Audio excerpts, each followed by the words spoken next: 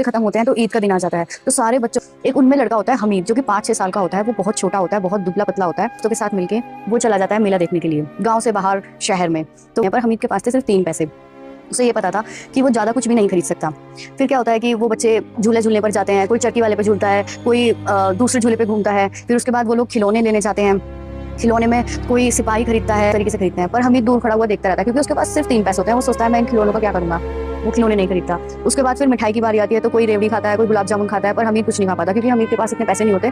बल्कि वे बच्चे उन्हें उसको चिढ़ाते भी हैं। इस तरीके से हमीद देखता रहता है, लेकिन वो फिर भी कुछ नहीं कहता, वो चुप ही रहता है।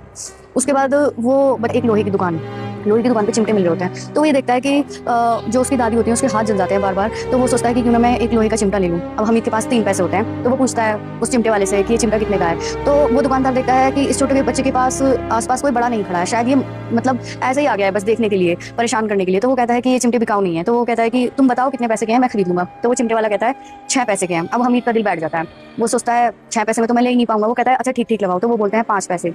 हमीद फिर शांत हो जाता है, वो सोचता है अब क्या करूं। फिर वो 3 पैसे बोलते हुए आगे चला जाता है, क्योंकि उसके दिमाग में आता है दुकानदार की 4 बातें सुनने से अच्छा है मैं आगे चला जाऊं। इस पर क्या होता है, वो चिमटे वाला उसको आवाज लगाता है और चिमटा बेच देता है 3 पैसे में। अब हमीद बहुत खुश हो जाता है। हमीद क्या करता है, उस चिमटे को अपने कंधे पे रख देता है, अब मानो जैसे उसने उसको बंदूक में बना लिया हो। तो अब देखो, अब उसने एक सिंपल सी चीज को कितना वो खुश था, और उसने उसी चीज में अपनी खुशी ढूंढी। उसके बाद वो क्या करता है, अपने दोस्तों को उसी चिमटे को दिखाता है। तो उसके दोस्त फिर से उसका मजाक उड़ाते हैं कि इस चिमटे से क्या कर लेगा, ये लोहे की चीज है, ये किस काम आएगी। तो वो बोलता है कि ये चिमटा रुस्तम हिंद है, क्योंकि ये ना आग में जल सकता है, ना किसी तूफान में खो सकता है, ना मिट्टी पे गिरने में टूट सकता है। तुमने जो भी खिलौने लिए हैं वो मिट्टी के हैं, जरा सा जमीन पे गिरेंगे तो टूट जाएंगे, पानी लगेगा तो घुल जाएंगे। तो उसके दोस्त कहते हैं नहीं नहीं। उसका एक दोस्त होता है नूर, उसी ग्रुप में से, तो वो वकील का पुतला खरीदता है। तो वो बोलता है कि ये जो वकील है ना, ये हमेशा कुर्सी पे बैठेगा और ये साहब बन के बैठेगा। देखो इसने काला कोट पहना है, काली पैंट पहनी है, एक हाथ में किताब है, एक हाथ में घड़ी है, और ये हमेशा लोगों को न्याय दिलाएगा, और इसका जो ऑर्डर है वो बहुत बड़ा है। तुम्हारा चिमटा तो इसके मुकाबले कुछ भी नहीं कर सकता।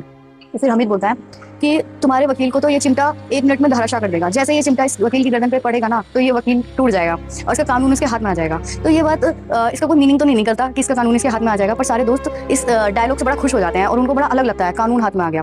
वो वहीं पे थोड़ा सा आते हैं। अब सब लोग हमीद का चिमटा एक बार अपने हाथ में लेना चाहते हैं। पहले तो क्या होता था कि हमीद उनके खिलौने एक बार अपने हाथ में लेके देखना चाहता था, पर वो ले नहीं सकता था क्योंकि उसके दोस्त नहीं दिखाते उसको।